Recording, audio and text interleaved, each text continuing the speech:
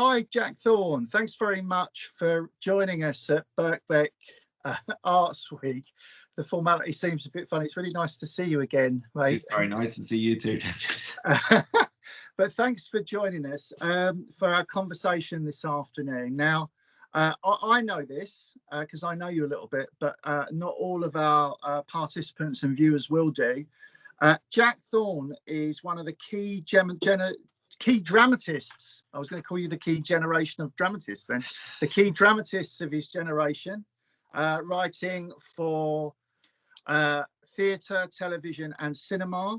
He's prolific and his work ranges from the West End and Broadway mega hit, Harry Potter and the Cursed Child, to National Treasure for Channel 4, starring Julie Walters and Robbie Coltrane, and to his recent feature film, The Aeronauts, starring Eddie Redmayne and Felicity Jones.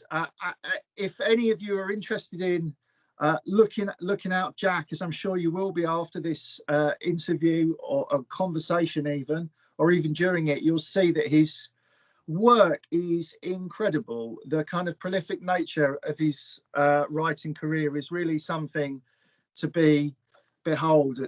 So what I'm going to do, Jack, if it's okay, is just to sort of we'd need 6 of these interviews to even get near all the work you've done over the years. But what I've done is I've tried to think of sort of half a dozen questions to try and kind of get in a bit. Awesome. In the time that we've got together this afternoon. So the first one really, Jack, is like, did you always dream of being a writer? Was it something that was there since you were kind of knee high, that kind of thing, or was it something that you found more as you went along, maybe as an adult or a young adult, or what? How did it start? It'd be great to talk about that a bit to begin with. Yeah, I went to the theatre as a kid with my mum and dad, and my mum and dad were big into amateur dramatics, and my dad wrote plays for amateur dramatics. Yeah. So that was always sort of there. I always knew what a writer was, but I don't think I ever thought that it was a career. And you know, I was a pretty good kid at school in terms of doing okay, and that was sort of, you know, it was a sort of proper job was what I was you know, heading towards, in terms of, you know, I don't know many people who went to state school who have had an idea that there is really a career in the arts until they're like in their, you know what I mean, like, you know, other than acting, until they're a bit older. So I wanted to be an actor, and I wanted to be a and I quite like the idea of being a politician, and I tried to pursue both, and discovered I wasn't a very good actor. Plus, I was very tall, which is just, do you know what I mean? Like, that thing of just being on stage and just feeling a foot taller than everyone else there never quite left me.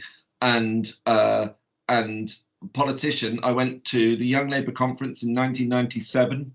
Wow. Which was 2 months after Labour had won. I was there as a young Labour officer for Newbury Constituency Labour Party, and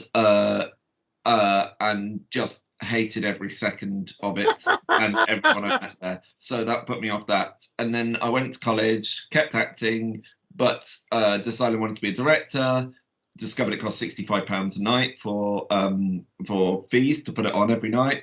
Yeah. That was quite a lot of money, so decided to write one to get around the £65, and then discovered that was the bit I really loved. So that's how it happened, and then just kept writing ever since. As soon as I started, I didn't stop, and and I was writing a lot all the time, it just became obsessional in a really unhealthy way, but I'm still obsessional 20 odd years later. So Well, what were you writing, Jack? Like, you're saying you're writing all the time. Were you writing plays? Were you writing sketches? Were you sort of like Mike McDonough, writing 2 screenplays a week in a flat with his brother? Like, what was it you were doing? I was is Martin Madonna still working through the, do you know what I mean? Like, you know, the stuff that he wrote in his, like, you know what I mean? Like, you know, in 3 years, and then he's just like, I'm in retirement now. I'm just trotting those out every now and again. It's amazing with Martin, actually. I remember back in the day, this is a slight digression, but in 1995, Mark Ravenhill directed a short play of mine in the Finborough. Yeah. And the day before, they'd had a reading of this Martin McDonagh play called The Pillow Man. Oh, wow. Right. You okay. know, and then it must have been about 7 years later or something like that. I remember hearing they were doing this play called The Pillow Man at the National Theatre. I was like, wait a minute, this one's been around for a while. Yeah. But sorry, it's a bit of a digression. I had a similar thing in that I turned up for I was told it cost, they had standing seats at the Royal Court. Yeah. And so I went along and got a standing seat for whatever play was on at the Royal Court, and it was Beauty Queen in Lane. So do you know what I mean? Like, you know, it just that thing of just kind of bumping into this, you know, behemoth, you know, that just kind of sat there over the whole, you know what I mean? Like, you know, the whole time I've been writing, he's sort of, do you know what I mean? Like, you know, he sits on that step, doesn't he? Which is only his step, you know, and not necessarily the top step, but just like a step that's just kind of like, you know, yeah, he's just up a ladder. He's up a Martin Madonna ladder, and yeah, it's amazing. yeah. Do you, when you were writing, like how, you know, was it sort of just coming out in these massive streams at night, or were you needing to give yourself some kind of research or a subject to hang your hat off a bit? Do you know what I mean? Like, I often sort of find with writers when they're starting out, sometimes my students at Birkbeck, other writers I've worked with, there can often be very, very different kind of approaches as a way of giving yourself the confidence to try something, you know? Yeah. The first play I wrote was an adaptation of a book called The Wave by Morton Rue. And then I wrote an adaptation of King Lear. It's just about as bad as you can possibly imagine. Excellent. And I was at a college where we could put on stuff quite easily, in that there was always sort of funds available to put plays on. So I put virtually all of my early stuff on. Do you know what I mean? Like, all of it ended up on stage in some form or another. Actually, other people were directing my stuff. There was so much crap coming out of it. And then, but your question, like, when I went to the Royal Court Young Writers Programme, which I think all of us did in some form or another, particularly that generation of playwrights, I was in mine one was with Laura Wade. Yeah. And Laura and I became very, very close friends. And Laura is so precise and so knows everything before she starts writing, and has these sort of like maps and all sorts of things. I don't know whether she does the maps anymore, but, you know, she has all that sort of, you know, all that knowledge laid out, and I'm much more spontaneous. And she taught me to take a breath. Not that the amount I produce would suggest I take many breaths, but there was a sense of, you know your stuff before you just go, I'm going to write a play about, the 1832 Reform Act, and if I Google it, I'm sure I'll have enough to go on. Do you know what I mean? Like, you know, that sort of thing. Whereas now I do need quite a lot of knowledge now before I start. I don't know whether that's a good thing or a bad thing. I don't, sometimes I, reread early stuff and go, I wish I still had a bit of that sort of energy that you know what I mean? Like, that thing of precision brings with it sometimes staidness and all that kind of thing, Yeah, I mean, I know. I mean, I often think that there's an important part somehow of writing for performance that's to do with that benefits from there being a certain amount of improvisation or creation on the moment, because it's ultimately got to be something that lives on the moment for an actor. You know, I mean, a stage play obviously has to live on the moment for an audience as well. A telly or a film or a radio a bit different, but it always has to exist on the moment for an actor. beginning feels like it was written in a weekend, sort of thing. If that just kind of like, it just feels like it poured out of you. Was that right? It's not far off. It was gestated over some ridiculous like 15 years Yeah. and written in 3 weeks. Yeah. Right. Yeah. It feels like that. It feels like, yeah, that there's an urgency to it. There's a sort of desire to get to the end. Do you know what I mean? Like, and that sort of like, yeah. But I would say with that play though, Jack, that there is actually a 5-act structure within that play. I had to No, yeah, but that's why it's brilliant, because it's also something that's been written by someone who absolutely understands the theatre. Do you know what I mean? Like, you couldn't have written that without having written however many plays you wrote before. Do you know what I mean? Like, because it's got a real craft to it. But what I'm talking about is there's a spontaneity to it. Yeah. You can't quite. Do you know what I mean? Like, that thing of just going, I know that there's a sense of where this is going, but I also know it's just going to sit. Do you know what I mean? Like, and I just, yeah, I love it for that. Well, listen, that's very nice of you to say, but we're here to talk a bit more about you than me. So listen, it's a good kind of jump off what we're just talking about now into my next question, really, which is like, what do you, Dara Carville, who writes The Bay, Yeah. We work together. We're the kind of two dramatists who teach the undergraduates basically at Birkbeck. We teach the drama modules, and there's a module we both work on called The Essentials of Stage and Screen, Right. where we're getting the students to have a go at writing theatre and about writing for screen. And there's a lot of discussion on it, about the differences between the mediums. Now, one of the things that I think distinguishes your kind of remarkable career in writing life is the way you write so brilliantly for both stage and screen. And I just wanted to talk to you a bit about that, Jack, if it's okay. Like, first off, I mean, what do you like for you? What's the main difference between writing a play and a screenplay? I don't know. I still don't know, really, because as soon as you start to put it in a box, then you go, but then you see that, and that's completely, written with all the stuff that I would love to write a play with, and I think right now, if you look at a film like Moonlight feels like it was written really quickly, and do you know what I mean? Like, and with real intent, and doesn't have that sort of studied air that other stuff does, and there is definitely a different sort of pressure, and there is definitely a different sort of collaboration. And I would say on stage, if you produce a bad first draft, the project feels like it's dead. Do you know what I mean? Like, it's very easy to kill a stage play.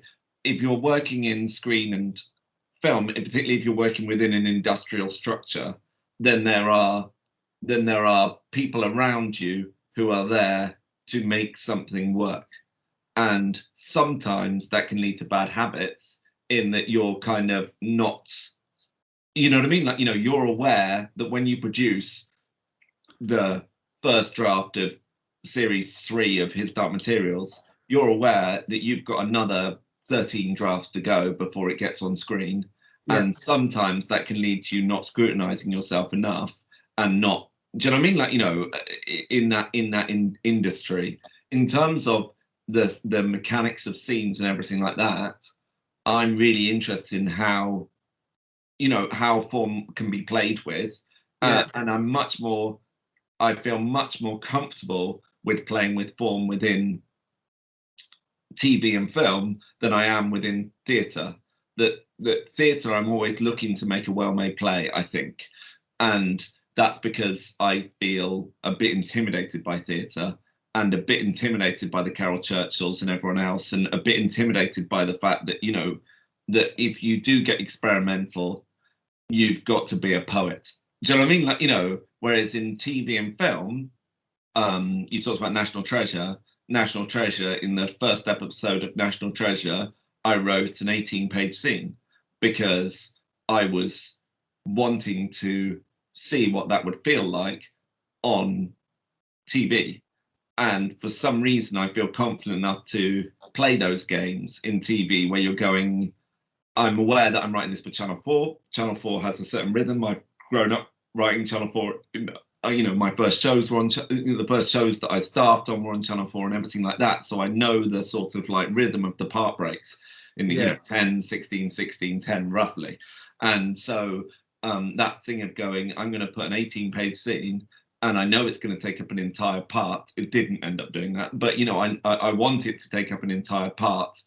And let's see what happens when it does. And we did that. Shane Meadows and I, we've worked together quite a lot on screen. And we, you know, and on this thing in '86, it was one of the things, you know, that I sort of was able to be useful to him about in terms of going, yeah, we'll do this for a whole part and see what this feels like. And then by the time we did the Virtues, I don't think there was a single scene that wasn't like an entire part. It was basically every episode had 4 scenes in it, and then you know, and then nothing else.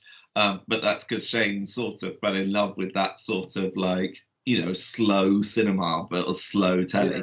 You know, so yes, I think there is a difference, but I think the form is constantly changing. You know, the film that's going to win the Best Picture at this year's Oscars, I think, is Nomadland, and Nomadland breaks every rule there is, and sits in moments in strange ways, and uses non-actors, and clearly uses quite a lot of improvisation. And do you know what I mean? Like, you know, and everything, you know, you'd expect a film that's got, you know, industrial weight behind it not to do. But yeah, so I would say the difference is one of first drafts for me at the moment, rather than going, this is this form and this is that form. Okay, yeah, no, listen, I get it, and I mean, it's one of the things that's so great about your stuff. I mean, it is actually, you know, as you say, the work in television, how it's pushing at the form, and I can see that, you know, and you know, the Virtues was a film that was a show that I looked at really closely last year, because I was a BAFTA judge last year, actually. So most telly I don't watch twice. Do you know what I mean? But the Virtues I did. So you're on that jury. So it was Chernobyl, the Virtues, the Victim, that jury. Yeah, I think that's what it is. What it was. Best miniseries. No. Best writer. Best writer. Yeah. Oh right. Okay. Yeah. Well, thank you for nominating us very much. I think I'm not allowed to say anything other than the fact that I was a because of what I signed. But I can see all that you're saying is true. Do you know what I mean? And I can, of course, it's true, and I can see it all. But but they are different mediums. You know, they are very different mediums. You know. Yeah. And so just to kind of push you on it a little bit, Jack, like what technically, what are the things that you're thinking about from one medium to another? So I'll give you an example, maybe like the playwright Robert Holman sort of says that in the theatre he's always trying to think of a reason for a character to stay in the room or on the stage in a way that he never did when he wrote telly. You know, he hasn't written telly for years. So I suppose I'm kind of pushing at that a bit, like, you know, where do the differences lie technically or craft wise, do you think? I don't know, because so the stuff I've written best for the stage, I think, are things that actually move very quickly and where there are a lot of scenes. So Let the Right One In started with someone running through a forest, getting murdered, getting strung up on a tree. Harry Potter has 450 scenes. Do you know what I mean? You know, and montages and everything that you would go, why the fuck is this in a play? Am I allowed to swear? Sorry. Yeah, that's okay. I won't swear again. And you know, and Christmas Carol, which is also all right. Do you know what I mean? Like, you know, those sorts of things, they move very quickly. Whereas the stuff where I sit in a scene was stuff that I was better at when I was younger, and now I look at my older stuff and go, there's something really inauthentic about this, and And so, yes, I totally hear you. And Robert Holman, you know, he's a prince. Do you know what I mean? Like, you know, and I totally hear him about keeping characters on stage and all those kind of things. But I don't do that, or at least I don't do that when I think I'm okay. I do that when I think I'm bad, and when I'm frustrated with myself as a writer, and you know what I mean, like, you know, that's that stuff. And so yeah, that's what I well, you have to be yourself as a writer, don't you, more than anything? Otherwise it's just painting by numbers. But it's fascinating. I never knew that about you. And I mean, thinking about the work, of course, I can see it. Do you know what I mean? You know, but it's very easy, I suppose, to go into this kind of conversation with kind of received thinking rather than actually thinking about the kind of writer and artist that's there in front of you. That's great. That's fascinating. I feel like I want to kind of go through the whole oeuvre now and and have a look at the long scenes in the telly and in the cinema and the short scenes in the theatre.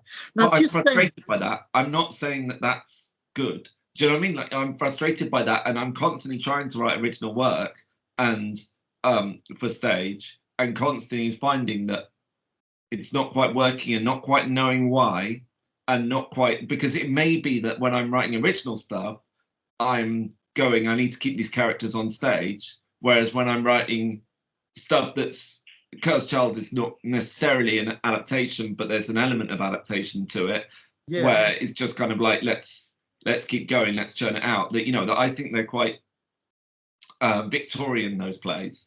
You know, all three of the ones that I mentioned are quite Victorian in their sort of like, there's a razzle dazzle.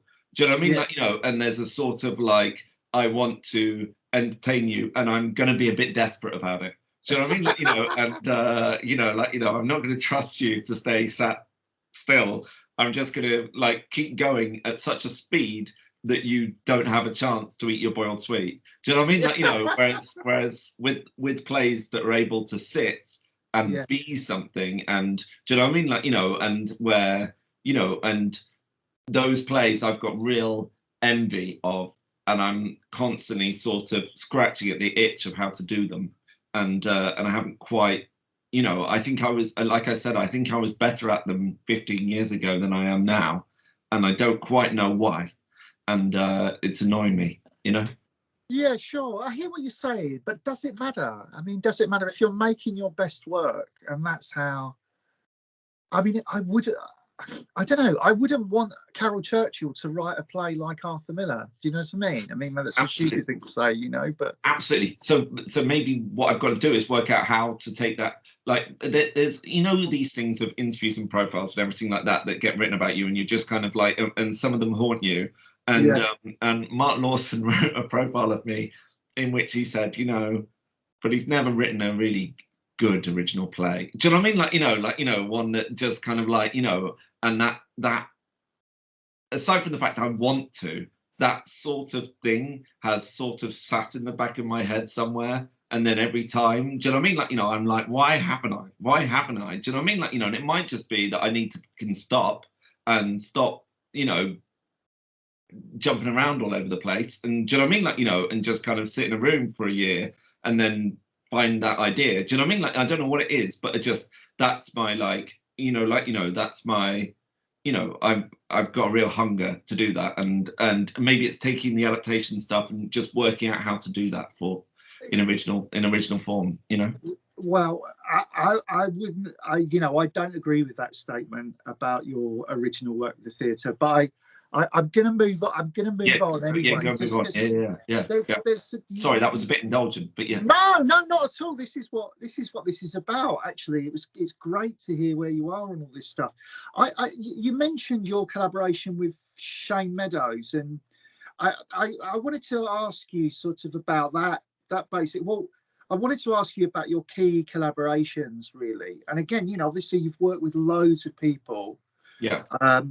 But it's interesting to me anyway that you've got these incredibly important collaborations over a body of work in telly and in the cinema with Shane Meadows, in the cinema with Tom Harper, and in the theatre with John Tiffany. Yeah. And yeah, I wanted to ask you about that. Like, is it really important to you to have these, to maintain these relationships? And Yeah. what do you get, what do you get from them? Do you know what I mean, in their respective forms? I think I'm instinctively a lieutenant, not captain. I'm not a leader, and so I'm always looking for leadership elsewhere. And I'm a fanboy, and I think I always will be a fanboy of people that when I fall in love, do you know what I mean? Like, with someone and someone's work, and when that person then, and generally it's come that they've approached me rather than I've approached them. I haven't gone to them going, written them a letter going, "Dear Shane Meadows." Do you know what I mean? Like, it's just that, well, in Shane's case, Channel 4 put us together. And then I just kind of clung to him by my fingernails as long as I could, because I just think he's extraordinary. I think he's amazing. And so I just want to keep working with him on whatever he wants to do. And similarly with John, I grew up watching John's work. And when I say grew up, in my 20s, do you know what I mean? Like, but I was watching John's work and just amazed by him, and just amazed by how he was able to tell stories. And I really remember seeing his Peter Pan at the Barbican and just sitting there and just going, this is the most beautiful pictures I've ever seen to tell this beautiful story. And that was David's beautiful adaptation too. But you know what I mean? Like, there was just something about him that's just so magical. And so, yeah, that I do tend to come back, and thankfully they tend to come back with me. The one that's a bit different is Tom Harper, because we're the same age. We came through at the same time. We knew each other when we were, little sort of snotty kids. And that's much more brotherly than, do you know what I mean? Like, that we can sort of squabble in a way that I perhaps wouldn't with Shane and John. Do you know what I mean? Like, that with Shane and John, I'm just kind of like, if they feel something passionately, then I will follow their lead. With Tom, we're constantly sort of like, why did you do that? That's really annoying. Do you know what I mean? Like, that sort of relationship, which is also lovely, and I love him to bits, and I think he's brilliant. But like, I'm always shocked when he's brilliant, because I'm just kind of like, but you're an idiot. Whereas with Shane and John, I'm kind of like, I'm always in awe, Yeah. So just again to dig into that a little bit, like, what do you, could you put your finger on like what you've learned about your craft from each of those collaborations? I mean, like, almost, it's a bit like a game that you might play on a first date list, but like, one thing that you've learned from each of these key collaborators. But it'd be great to narrow it down a little bit, Jack. Do you know what I mean? It's lovely to hear you talking about them. I could. So this is the thing in '86. That Tom directed the first 2 episodes of this thing in '86, and Shane directed episodes 3 and 4. And I was watching the edit, and I was watching the different ways that they directed, and Tom really was enjoying the '80s aesthetic and was putting little '80s props in different places. And then you got to Shane's, and no one had anything. Right. And he was like, and I asked him about it, and he said, yeah, well, no one had anything. Do you know what I mean? Like, we're all poor. Do you know what I mean? Like, so there's no stuff. Do you know what I mean? Like, and just that thing of just kind of going, that aesthetic of not being afraid to strip things bare. And I think that's what Shane does every time. And every time when we're writing something and I get a bit complicated and go, oh no, this could be really exciting, and then I pitch at him for about 40 minutes, and from it he takes 2 things, which then becomes an entire episode.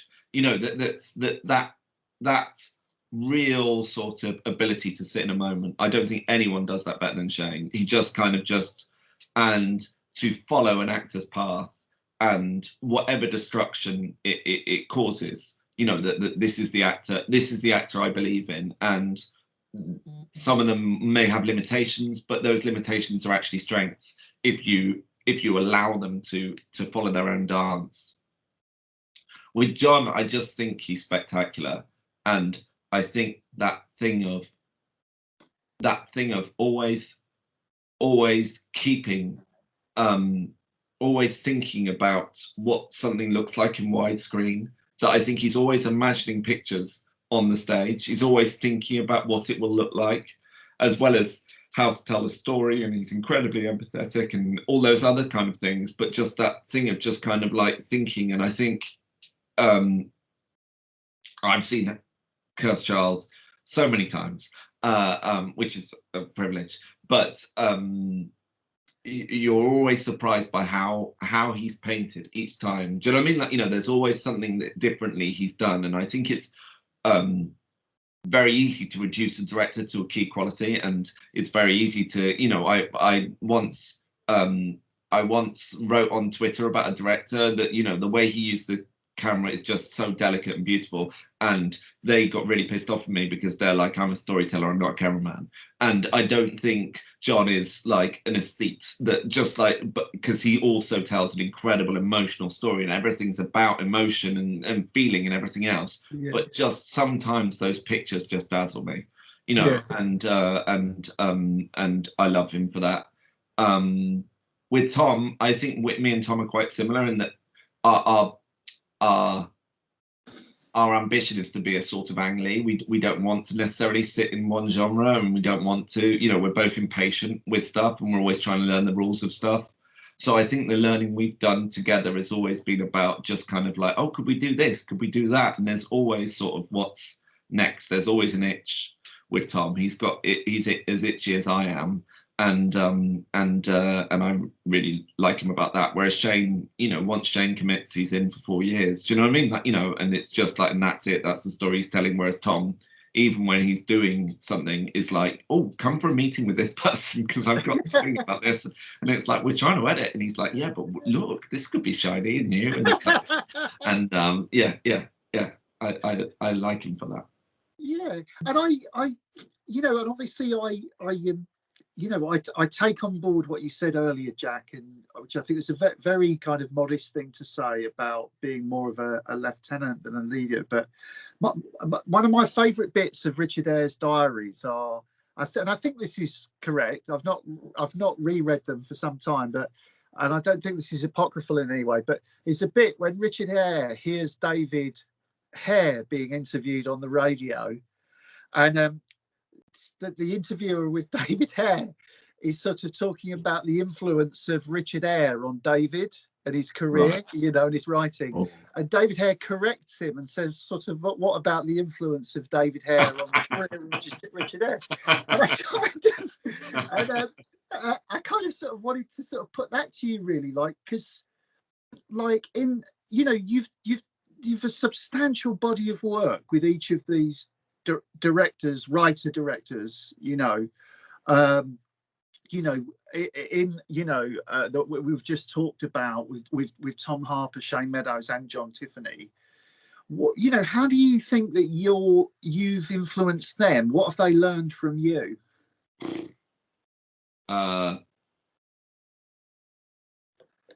So when John read the first draft of Let the Right One In, which is the first thing we did together, and he'd known me for a long time. I did Payne's Plough's Wild Lunch. And he directed a reading of that, and my reading of that, and when he read the first draft, I think this is right. I may be misquoting slightly, but he was like, this seems completely unstageable. And Vicky read it, who was then running. Vicky Felicity, who was then running National Theatre of Scotland, and said this was written by someone who's been watching you and Stephen for years. So I think that if there's anything, it's making him more like himself. Do you know what I mean? Like, you know, in terms of just kind of like, my thing is always to write the script that will allow John Tiffany to be unleashed.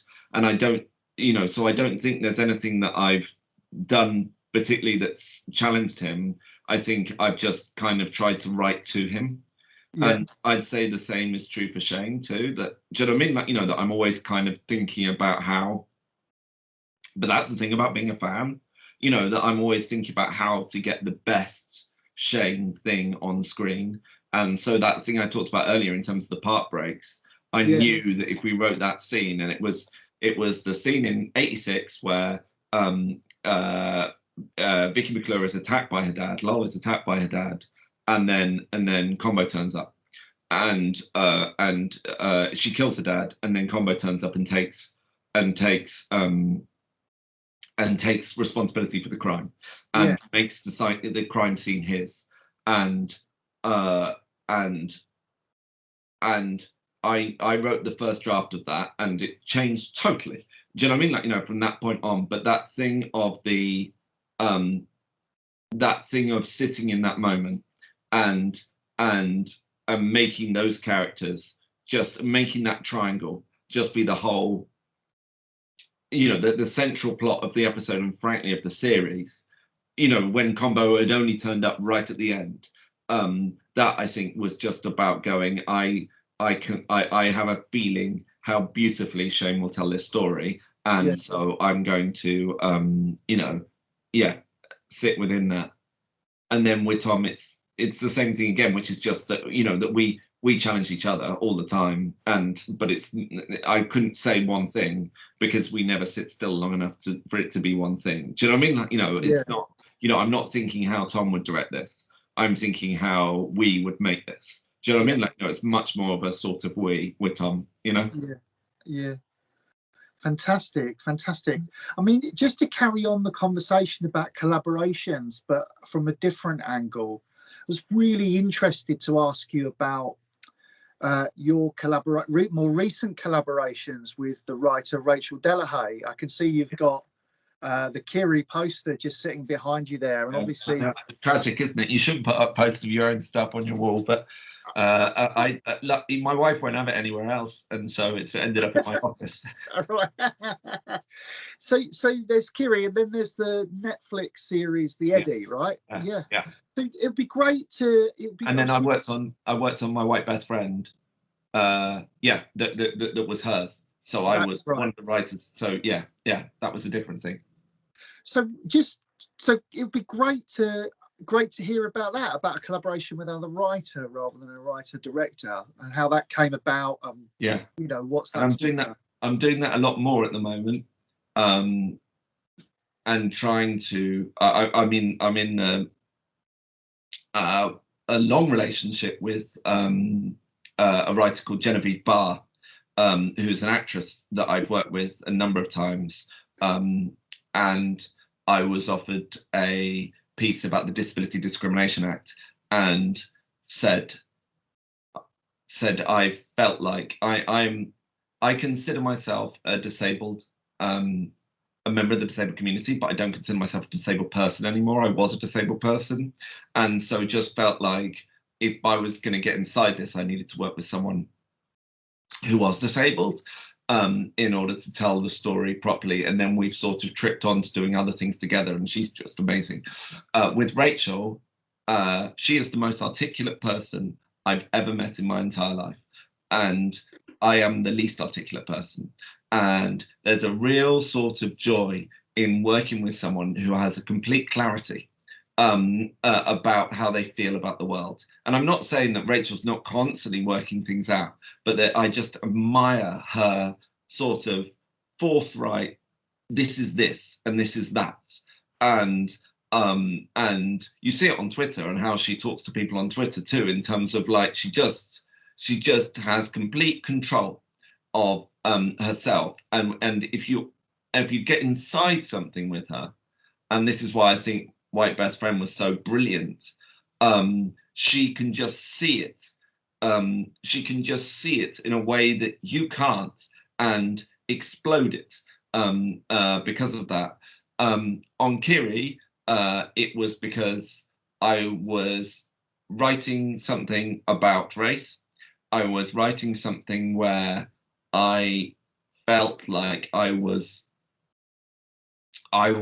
getting into areas which I didn't understand, and starting to uncover questions which I was poorly able to answer. And I think nowadays I probably wouldn't have gone near the whole thing at all.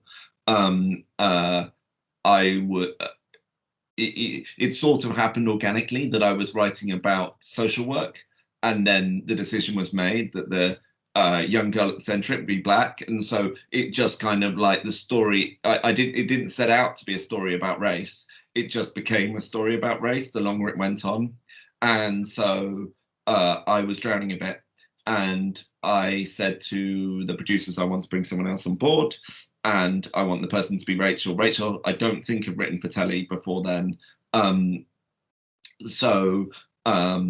I just loved her plays, and I just loved her. And we didn't really know each other then, and then we got to know each other, and then when the Eddie was being set up, it was like, I really want Rachel on board, and and should she ever want to work with me again, I mean, I think she's brilliant, and I think, yeah, that thing of, I think malleability is a really useful quality in a TV writer, and the ability to be able to kind of think and constantly be changing and constantly be shedding skin and putting new cloaks on and all those kind of things. But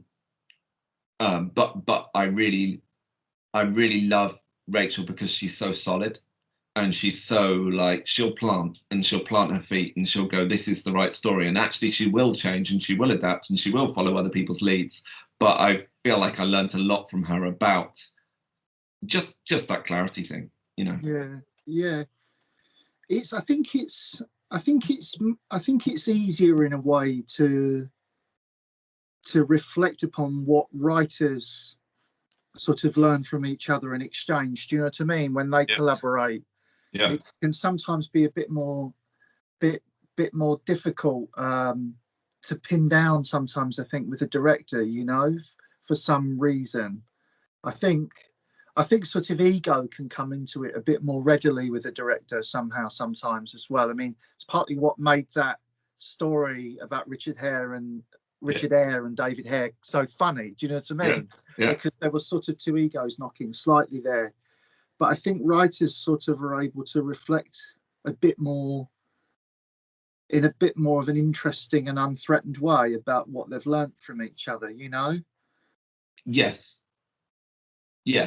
So you still, that people, it's so interesting hearing people talk about other people in our business, and do you know what I mean? That there is always ego involved in, do you know what I mean? Just that thing of like, no one can quite leave it alone. I feel that I've kind of learned. I mean, I've learned an awful amount over the years from the really good directors I've worked with, but I feel that the things that I've learned from other writers, alive and dead, have been fantastic. It was a fantastic experience writing a play with Simon Stevens and Robert Holman, although very difficult, that really taught me about temperament, I think, and how temperament's related to writing, I mean, Simon was just a kind of, everything, he was just frenetic, and there was frenetic management of what he was writing as well. Everything was frenetic, and Robert was sort of, everything's thought through at length, great length. And also, Robert just, it's a completely antithetical to Holman to plan, so he embraces the blank page, do you know what I mean, in a way that would scare the shit out of me, in a way, and but you two were both looking up to Robert, right?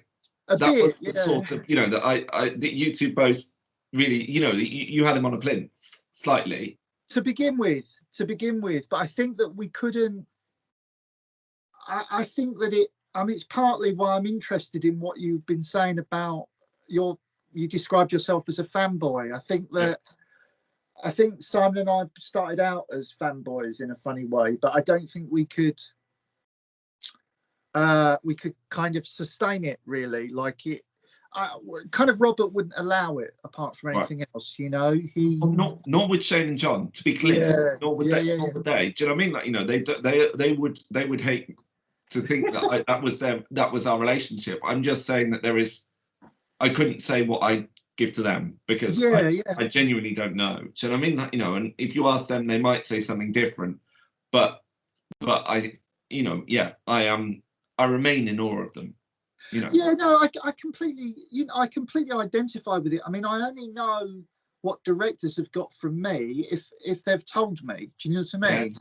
Yeah. Whereas I think with Robert and Simon, we were all a bit more, because we were writing the play together, we were all articulating what we were learning a bit from each other as part of the act of writing, That's nice. I've never written a play with anyone else. I would like to write a play with someone else. Do you know what I mean? I think it would be interesting. I don't know whether it suits it. I don't know whether it suits it at all. We did do Greenland all together, but we all wrote different bits and then they were all put together. Do you know what I mean? Like, rather than actually sitting and going, how are we going to tell this story?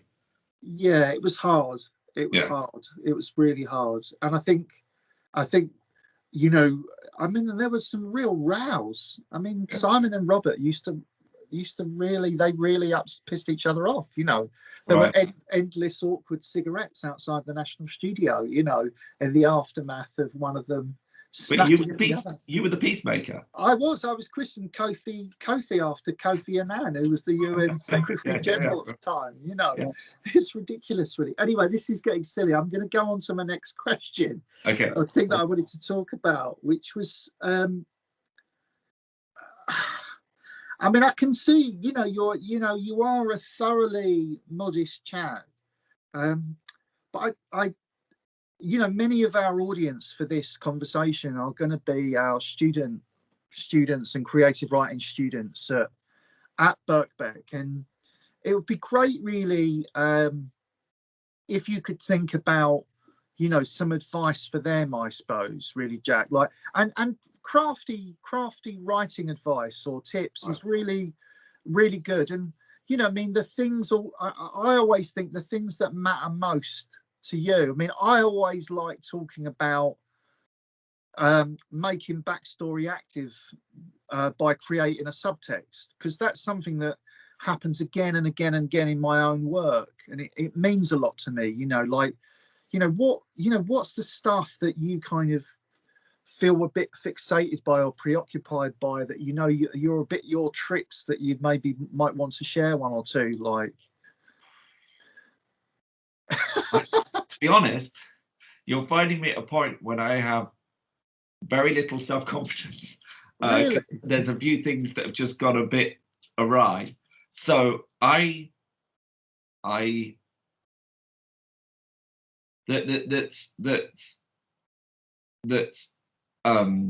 so I don't know. I don't feel able. I genuinely don't have it in me at the moment to kind of go, I would say, which I suppose is a tip in itself, resilience, and just going, it will be all right. Do you know what I mean? Like, it'll be all right, and whatever happens, it'll be all right. Do you know what I mean? Like, that's. But I did a writers' festival a few years ago, a BBC Writers' Festival. I was co-chair of the Writers' Festival with Emma Frost, and the spirit of the festival was collaboration, and I started with this opening address that was all about the joy of collaboration and the joy of everything like that. And one of the people I'd invite along to speak was Dennis Kelly, who's a mate, and Dennis started his talk. Everyone was doing their own little talks, and Dennis started his talk with, I think as a writer, you've got to know where the point is you're going to say fuck off to someone. I was like, I thought that was perfect for a thing about collaboration, in that, that everyone's got to sort of have that line. And I think that my line has got pushed a bit, and it's meant that I produced less good work. And I talked to a friend of mine. I was in a real state coming home from a meeting not that long ago, and talked to a friend of mine who's in LA, and he said, I'm firing you from this project because you won't fire yourself, and you're just going to keep going until you know what I mean? Like, there's nothing left, and I'm firing you. And he said, you've got to remember there's only so many stories we can tell. And you've got to choose which stories are the stories you want to tell. And I'm trying to live by that now. And I'm trying to be a bit more ruthless and trying to, because I think I've gone through a few years of just kind of like, just trying to keep going, because I've got that anxiety within me of like not wanting to lose out. And so, yes, that sort of like resilience, but resilience whilst knowing that you are a storyteller and you have importance. In terms of a tip, trying to remember that people, I try and surprise someone in every script. And I don't mean that, you know, but there is always a way of getting inside a story in a different way. And to be honest, those things get lost further down the line. And that often with projects, they get smoothed out by the process. But at the same time, people are excited when they read it, and it actually sometimes leads to things getting made. So the things that you sort of go, well, that will never work and that will never happen, are the things that actually are the surprising things that lead to something happening. But I don't know that I don't know that I've got useful tools right now, because I feel a bit useless. So you know, yeah. You know what, Jack? You know what you said is incredibly generous, and I think actually you've given some of the best advice that you could give any writer. You know, I think that the idea, I mean, one of the things that we're constantly talking about with our students, and that I feel that I'm constantly talking about to other writers who are maybe at a different point in their writing life, is this idea that there's ever a point in which you are the writer, do you know what I mean, who's confident and shiny and successful, and who, you know, and I'm like, you know, every time I start something new, I mean, you know, this morning, Jack, I've been working on this pilot episode of this TV show for 7 weeks, right? Yeah. And it suddenly occurred to me this morning, because I spoke to a doctor, because I needed a bit of kind of medical reality injected into the first 5 pages of what I'd been doing, that I'd missed a massive fucking trick. And I've realized now that these 52 pages that I've got, they're not all going to go, but they kind of are going to go. Do you know what I mean? And like, I mean, it's kind of, I would laugh, you know, I would laugh if I wasn't crying, to use the kind of horrid old cliche, you know, but it's kind of what it is as well, you know. And I, you know, I nearly gave up in 1999, you know. Wow. You know, because of a rejection that I had, you know. I wrote this play, and the commissioning theatre told me it was crap, and to put it in a bottom drawer until I was old enough to come back and write it properly. And it was utterly destroying and devastating at the time. But, you know, there was a part of me, and I can really identify strongly in what you're saying here about some of your recent experience, which is about what your core is, and you asking yourself what you're for and what you're doing. And also there was a part of me that was offended because I knew it was wrong, you know. So no, I think that the things that you're saying are incredibly generous, and they're incredibly good advice for any writer at any point, how you reassess who you are, what you're doing, what stories you're telling. You know, writers deal with rejection their whole lives in various ways, you know. So no, mate, I'm sorry you're having a period that feels tougher. It will pass. Because you're a great writer, you know. So like, it's awesome. You know, but it's incredibly generous of you to talk like that, talk in that open way about how you're feeling at the moment. So thank you for that.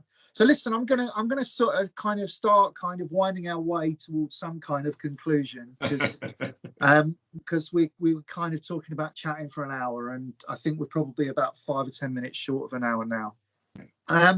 Just kind of looking to their future in a way, which is that I've noticed sort of recently, as we're sort of beginning to maybe sort of think past this terrible moment of pandemic and lockdown, and you know, I know you're about to go into rehearsal for a show at the National, I think. And you know, I'm sort of in that place as well, a show going on tour in the autumn and that. But I've noticed amongst friends and colleagues, particularly in the theatre, that we've started to have conversations about how things might look. You know what I mean? You know, and I wanted to include you in that conversation as well. You know, like literally, if we were having the Zoom with just a coffee, or even if we were having a socially distant bottle of beer in a park. What I might ask you at the moment is like, what do you think? How do you think things are going to go? What's the theatre going to look like? Is it, how are things? How's the TV and film business affected by all this? It would be great to hear your thoughts on all this, Jack. It's interesting because I was doing a thing called Crips Without Constraints with Grey Eye, which is a project where disabled writers and disabled actors disabled writers wrote a piece about what was going on and how they felt about what was going on, and then the pieces were made. And with that, I was talking to a lot of disabled writers and just working on their pieces a little bit, but mainly just talking to them about what was going on with them. And I heard again and again and again the same thing, which was the first thing that's going to go. They were saying I was starting to be given opportunities, and I'm scared that the first thing that's going to go is regional and national, to some degree, support for emerging stories and emerging storytellers, and particularly ones where representation is an issue. So disability storytelling. And with disability storytelling, which is probably my biggest passion in terms of just, you know, where I spent quite a lot of my career, and certainly quite a lot of my time, we walked through this pandemic in which we thought it was okay to divide people into two groups, those with underlying health conditions and those without. And when death statistics are like, worry about these people, but don't worry about these people, you know, those with underlying health conditions can sort of be ignored. And if you look at how government policy was constructed in terms of the treatment of care homes and everything else, that there was an awful lot of disabled people can just die and their machines can just be turned off because we need to keep the healthy people alive. And I suppose that thing of how disabled people have been excluded from our stages forever. You know, that Grey Eye have had one play on at the National Theatre. You know, I wrote it. Do you know what I mean? Like, you know, I know, you know what I mean? Like, you know, that was, and they are the National Theatre of Disabled People, I think. And I don't think there are any other disabled companies that have been brought into that space. Or I might be wrong, but I don't think so. And so that thing of how we do open up and what opening up will mean, and the absolute need for it to happen, because the whole world did that. The whole world divided it into underlying and healthy. Do you know what I mean? Like, you know, underlying and non-underlying, you know, that's, and it was a total failure of empathy. And we are, you know, that's our skill, empathy. That's what we do. Do you know what I mean? Like, you know, that we tell stories that allow people to empathize. I think that's our key quality as writers. And so there does need to be change. There does need to be challenges, and maybe it'll happen, and maybe it won't, because theatres are also a community that feels under threat. And so theatres are fighting for their future, and theatres want the hit that will allow them to sustain themselves, and they are going to be risk averse for a while. So we're in this sort of thing where theatres will want to not risk because they want to survive, and at the same time, it is so vital they do. And I don't know what the future will be. And I know everyone's saying that, but just from the disabled perspective, I don't think that conversation is necessarily happening right now. And it's as true for telly as it is for theatre. I mean, film, film's a disgrace. That film's treatment of disabled people is just, it's a legendary disgrace. But theatre and TV, where there is elements of things being done right, it needs to happen a lot faster, and it needs to happen with a lot more urgency. And yet we're asking a sector that's on its knees to do it. Brilliant. Well, Jack, thank you so much for thank you. Your time and for this chat. It's good to see you again, man. Yeah, I mean, literally the only thing that would improve upon this is it being in person and maybe with a pint of beer.